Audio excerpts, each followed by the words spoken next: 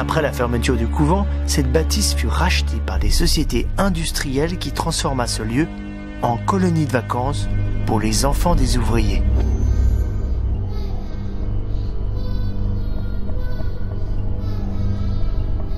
J'ai trouvé très peu d'informations sur cette époque. J'ai pu simplement lire des légendes et des histoires sur les enfants peu rassurantes.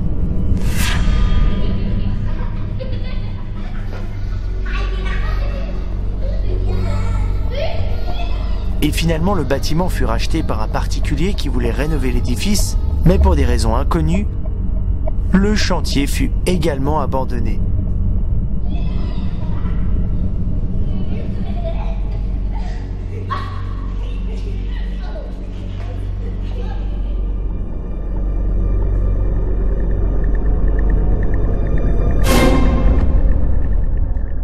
On raconte que le bâtiment murmurait des choses, que les outils disparaissaient tout seuls. Il paraît même que certains travailleurs partaient en courant du chantier.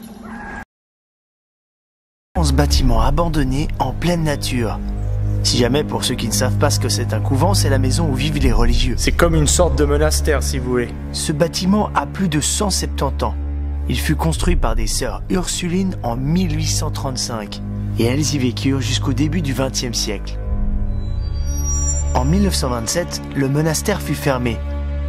La fermeture reste étrange, mais on parle notamment d'une épidémie de choléra qui provoqua la mort de plusieurs sœurs.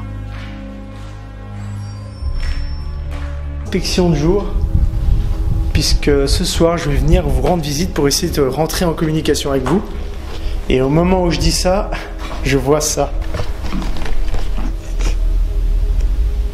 Et ici, c'est la cave. Et apparemment, il y aurait quelque chose de plutôt intéressant à l'intérieur qui date de l'époque du couvent, donc 1800. Ah putain, c'est vieux, hein. Le gars qui a aucune répartie parce qu'il a peur. Ah voilà, c'est ça que je cherche.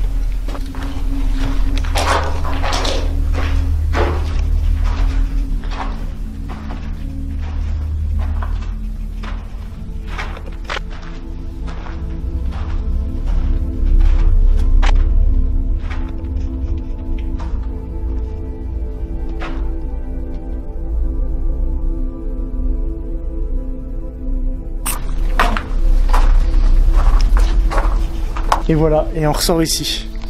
Et là, on a le bâtiment qui surplombe le sous-sol.